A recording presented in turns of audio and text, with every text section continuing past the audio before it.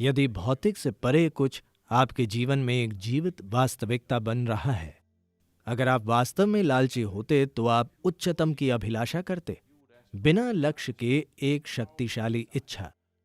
ये ऊर्जा अगर पूरी ताकत बन जाए, किसी एक चीज की ओर नहीं, ये ध्यान है।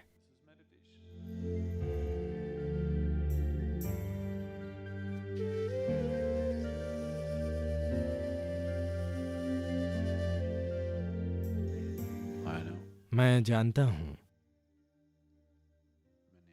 कि आप में से बहुत से लोग इस विचार या विचारधारा पर पले बड़े हैं कि संतोष सबसे बड़ा गुण है।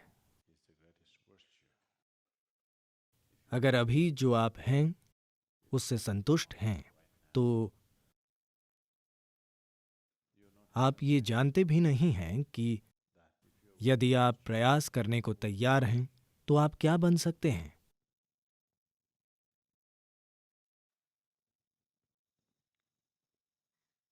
इंसान की खुद को विकसित करके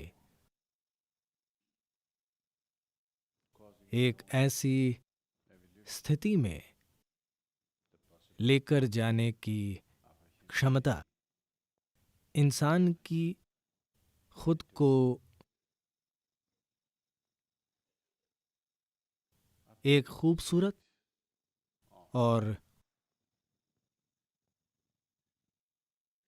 सुगंधित अवस्था में खिला पाने की क्षमता, इसे पूरी तरह से नजरअंदाज कर दिया गया है। इसीलिए संतोष है।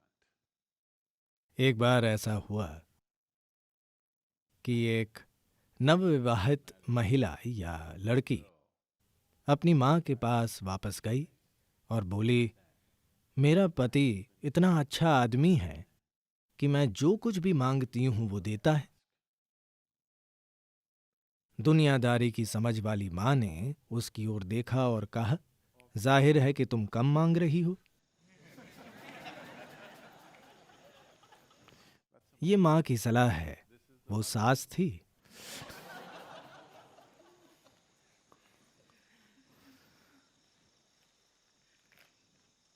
तो जाहिर है कि आप जीवन से पर्याप्त नहीं मांग रहे हैं, इसलिए आप संतुष्ट हैं।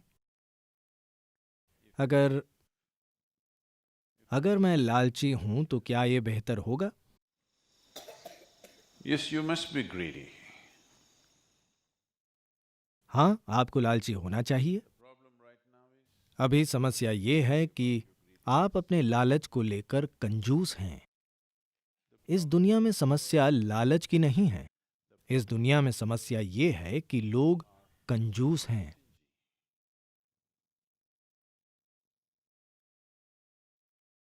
वे कंजूस हैं, इसलिए वे सबसे बड़ी संभावना की अभिलाषा नहीं करते।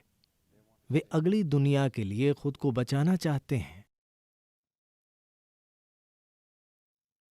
अगर आप लालची होते तो आप जीवन से सब कुछ चाहते, है ना? क्या आप थोड़े अधिक पैसे या थोड़ी अधिक दौलत या थोड़ी अधिक शक्ति या थोड़े अधिक आनंद से संतुष्ट होते? यदि आप वास्तव में लालची होते तो आप सर्वोच्चतम की अभिलाषा करते, है कि नहीं? अब लालच समस्या नहीं है, लोग कंजूस हैं, ये समस्या है। पर्याप्त पर्याप्त शब्द को हमारी शब्दावली से हटा दिया जाना चाहिए, क्योंकि पर्याप्त केवल जीवन की भौतिकता के लिए प्रासंगिक है। अगर आपको भोजन परोसा जा रहा है तो कभी ना कभी आपको यह कहना पड़ेगा, यह पर्याप्त है।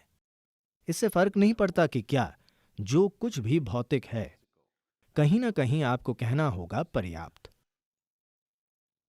और पर्याप्त या संतोष लोगों के दिमाग में एक कीमती चीज बन गई है, सिर्फ इसलिए क्योंकि उन्होंने भौतिकता से परे के आयामों को देखा ही नहीं है।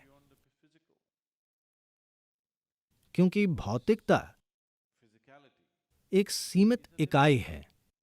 भौतिकता की अपने आप में एक सीमित मात्रा है। हर वो चीज जो भौतिक है उसकी कुछ सीमाएं होती हैं। तो अगर आप भौतिक के साथ लालची हो जाएंगे तो औरों के लिए कमी हो जाएगी। मान लीजिए कि इतना भोजन है, यदि आप कहते हैं मुझे ये सब चाहिए, तो कोई और नहीं खा पाएगा।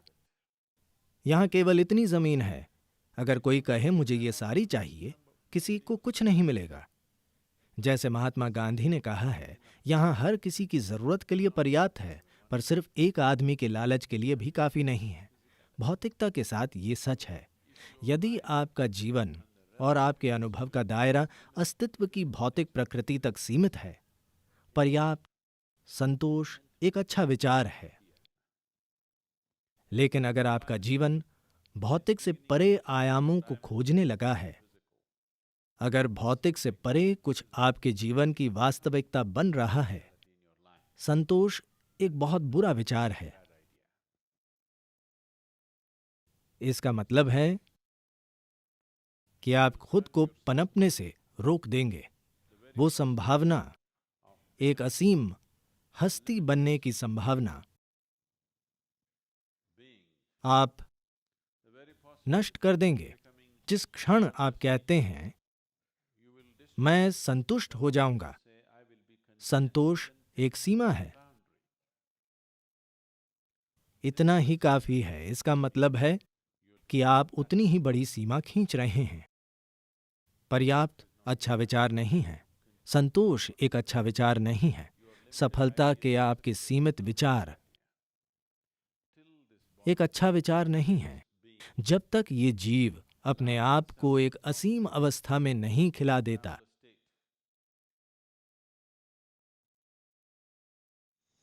You should not be content. You must burn with discontent. तब तक आपको संतुष्ट नहीं होना चाहिए। आपको असंतोष में जलना चाहिए। अब संतोष को एक विचारधारा के रूप में हमारे जीवन में लाने की जरूरत नहीं है।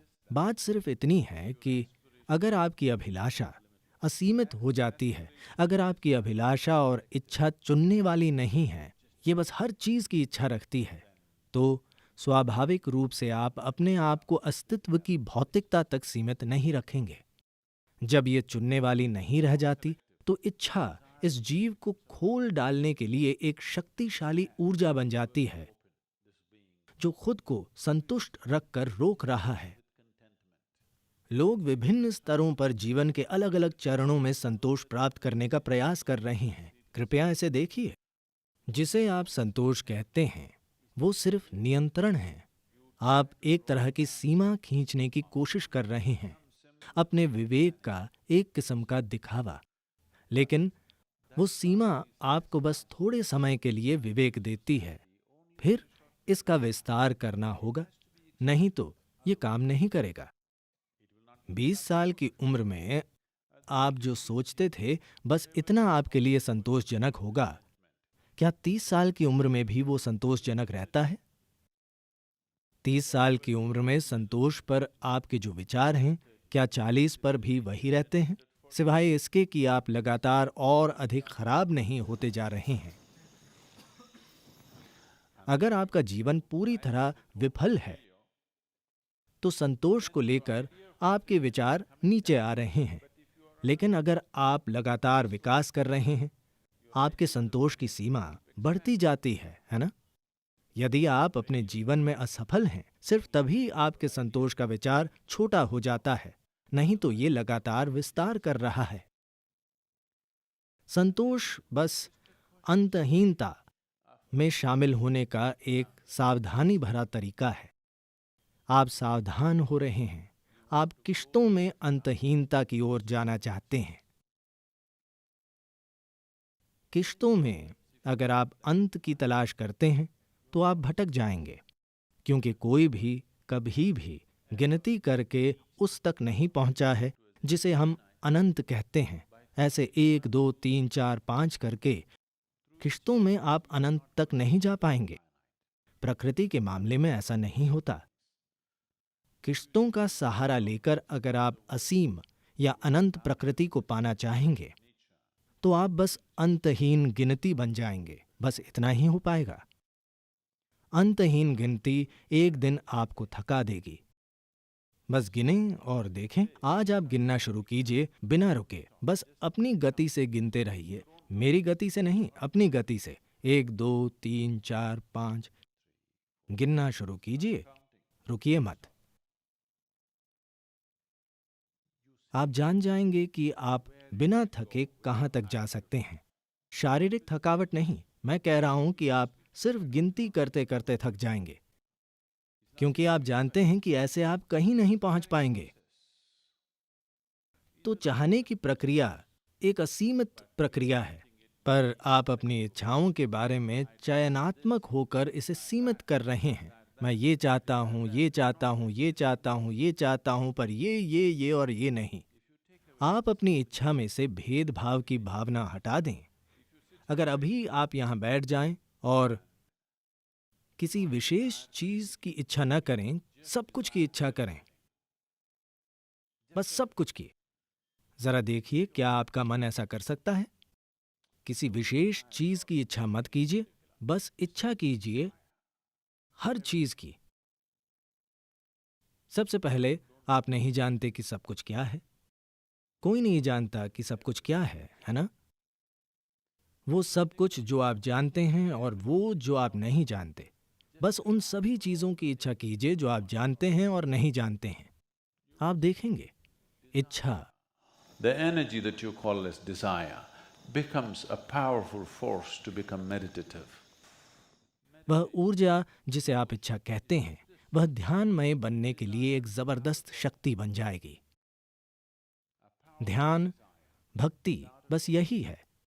बिना लक्ष्य की इच्छा, बिना लक्ष्य की प्रबल इच्छा। अगर आपकी इच्छा, आपकी ये ऊर्जा अगर पूरी ताकत बन जाए किसी एक चीज की ओर नहीं, यही ध्यान है।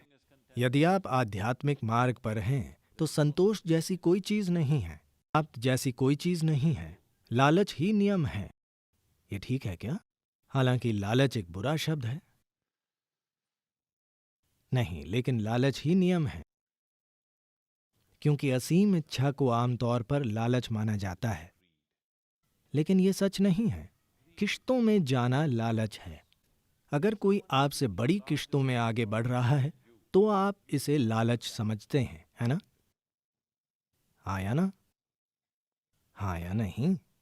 अगर कोई आपसे बड़ी किश्तों में आगे बढ़ रहा है तो आप उस व्यक्ति को लालची समझते हैं। अगर वे आपकी ही जैसी किश्तों में आगे बढ़ रहा है तो आप इसे मुकाबला मानते हैं। अगर कोई आपसे छोटी किश्तों में आगे बढ़ रहा है तो आप उसे अयोग्य कहते हैं। ऐसा है कि नहीं? कोई आगे बढ़ रहा है, वो इतनी सी ही चाहत रखता है, जब कामयाब हो जाता है तो थोड़ा और आगे बढ़ता है। आप उसे देखते हैं और फिर वो मेरी बराबरी का नहीं है। कोई आप ही के जैसे किश्तों में आगे बढ़ रहा है, अब ये मुकाबला है। कोई छलांगे मारता आगे बढ़ रहा है, लालची। तो लालच एक बहुत ही सापेक्षिक शब्द है। हर कोई अपनी समझ के अनुसार, अपनी सीमाओं के अनुसार एक निश्चित स्तर की इच्छा को लालच के रूप में देख रहा है। मेरी शब्दावली में लालच जैसी कोई चीज है ही नहीं, क्योंकि मुझे लगता है कि इंसान को सब कुछ से कम कुछ भी नहीं खोजना चाहिए, और जब वह सब कुछ ढूंढ रहा होगा तो छोटी मोटी चीजें उसका ध्यान नहीं खींचेंगी।